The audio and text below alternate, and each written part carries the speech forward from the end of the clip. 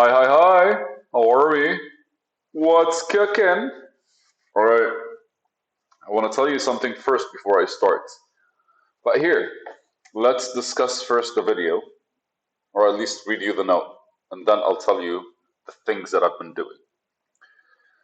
Dreamers, dream pursuers, and people who find their dream. All of them are needed for you to be living the dream, for you to be living the dream. What the fuck did I mean? Shit, I'm not supposed to say a bad word before like a minute and a half. But anyways, here's the quote. And dreamers, dream pursuers, and people who find their dreams. I think I split the whole having a dream part into like three things. And you kind of have to like transition from one stage to another in order to kind of like live the dream because you have to be in one plane. Anyways, I'll get back to that. It was a very, I was angry today. I got angry. I didn't get angry and start breaking shit, but my focus was completely taken away from me, and like my energy was completely like kind of all over the place. And funny because I channeled it into going and doing the shit that I've been kind of avoiding the past 4 days, and it sucks because the whole point is for me to kind of like not be that guy that allows shit to get to him and be consistent every day. But it's funny because like the pace of consistency has been feeling like there's no energy being replenished. And this anger that happened with me today was literally like kind of like drove a whole lot of new shit in me that I haven't felt in a while simply because I've been trying my best to be cool and calm. And the feelings that I have are not really like agitated feelings, but the reality is they're kind of like most of the things don't have passion around them. And it got me thinking about my vision and how I feel towards it, and it kind of built a comfort zone around me, man. And that's basically it. I kind of built a comfort zone of doing this work, of being consistent. And that comfort zone of talking to myself and being relaxed today felt like it was void of that energy and passion. And I just wanted to think about the different things that could possibly change it. But anyway, so I wrote a note about it. And I wanted to start with this today so that when the time comes, video, I got angry today and felt passion. Burn! I felt passion burn. Anyways, dreamers, going back to the video. Today's video is different. I was just like sharing stuff with you. Keep up, keep up. Dreamers, dream pursuers, and people who find their dreams. I think to be living the dream, you kind of have to have all these things.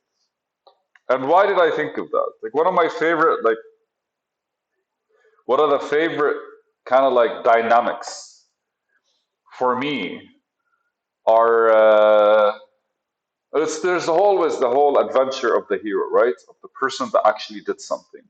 And most stories like kind of linger with the archetype of the hero. Carl Jung talks about it a lot. I love that dude. I really want to be read his books. But I feel like reading his books are kind of like an investment and an energy that requires to actually jump on it. It's not like you read like X pages a day. You have to read it, you have to assess, analyze, or else something fucked up sticks with you. So you have to kind of process that shit. But the archetype of the hero, the guy that goes and actually like, or girl, right? Like anyone could be the fucking hero. Who the fuck cares? My favorite anime series, the hero's a woman. She's called Arthur though. So hey, I don't know. I think their take on like what happened back in the like medieval era in Europe is more a woman was Arthur, just like Joan of Arc and stuff like this. But anyways, so so the simplest book is basically The Alchemist, right? Because there's this guy that basically knew nothing, but he had a dream, and he basically started following his dream and like pursuing his dream. But he meets people along the way that kind of like half-ass having a dream, and every single person kind of like has a certain dream, and every single person does something about the dream, but don't really like actually live the dream, right? So and what live the dream, because like first he meets the first guy who's a dreamer, and the dreamer basically just keeps dreaming about where he wants to go, but he never wants to do anything about it. So for him, he's always a dreamer. But on the way, he also meets people that are always like kind of like pursuing riches, pursuing the dream. They're always chasing the next thing. So will they ever arrive? Will they ever like reach a point where they're living the dream? And then there are people that find their dreams, and he actually meets those people. But these people that find their dreams kind of like find it, and then what? And then what do we do next? What else could we actually do? What else could we work towards? I found my dream, that's it. And it clicked with me. It's like all of them are needed for you to be living the dream. And the whole thing is living the dream. And then kind of like it, in my head, it's just like living the dream is literally the first stage, which is dreaming about it. Second stage, which is pursuing it. And the third stage, which is finding it. But the beauty of this is if each one of them exists, you're able to live the dream, which means every single day you're kind of like living the dream, whether you are at the end place point or not. So every single day you kind of are exactly where you want to be in regards to where you want to go. Isn't that genuinely like still maintaining that dream, living it, getting closer to it, and all that good stuff? It's all the feelings and emotions and good and things that kind of like are expected when somebody is dreaming about something or envisioning something or like just kind of looking forward to something. So it's like I love that book because it's simple and it kind of like describes. There is not a lot of detail in there's the transition, but most of the detail is kind of like locked in a few places. It's not chaotic all over the place. So it kind of explains how having a dream kind of expands or like I don't know, deals with shit. But I was sitting and thinking about it. Be like, some people just talk. They talk.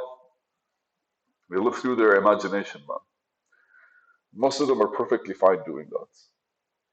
And other people don't have even time to talk. Like all they're doing is rushing because they feel they have to do something. They have to. They have to. They have to. They have to. They have to. And there are others that kind of like I don't know. Either bring the dream close to them, like uh, they simplify what they dreamed about.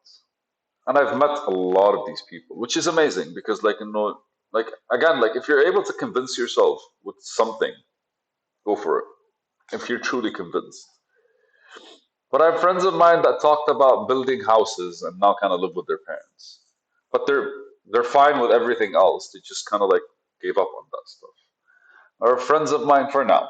I'm sure like things like this kind of like itch on you until eventually they kind of go. I know it happens with me all the fucking time. They can go. This is the one thing that I kind of like I don't know if it motivates me or not, but it's the fact that I'm living day by day. I'm living day by day. I don't get to spend money. I don't have money to spend. But the one thing I worry about is like feeding my cats. So good times. But anyways, so uh, I mean, mainly because I'm thinking about this stuff is because I'm kind of cornered these days, right? Because the truth is, like every single time you hear somebody that wanted to achieve something, he went through suffering. But is suffering like necessary? Like, can't we actually just figure out the flow? And I don't see myself as suffering, but like every once in a while, I consider maybe am I punishing myself? And that's a conversation I had 2 days ago. Like, am I actually like forcing this to be part of the story where it really doesn't really have to be? Is it really necessary for us to go through something? Can't we just be able to like have a strong, solid conversation and discuss with ourselves the details and the missing details and all the smaller things? Is there no way for us to just be just kind of like be honest with what we want, and be honest on how it can come to us, and just be honest in our approach, and just right, because honesty is the simplest form of like communication. It's like straight up, that's it. And all it takes is for us to understand what needs to be done, and then things become smoother. And I feel sometimes I complicate things for myself, kind of intentionally putting pressure on myself when I shouldn't have. Like there's never does anything good come out of pressure, man.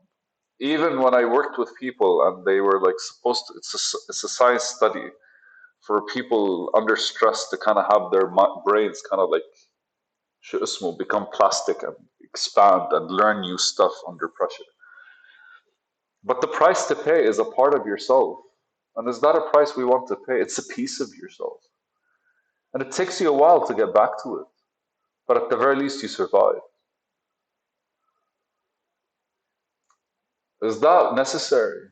Can't we choose the things that we would want to like sacrifice? And can't we do that daily? And does it have to be something that like makes us feel like we're sacrificing? Can't it be just something that's relevant?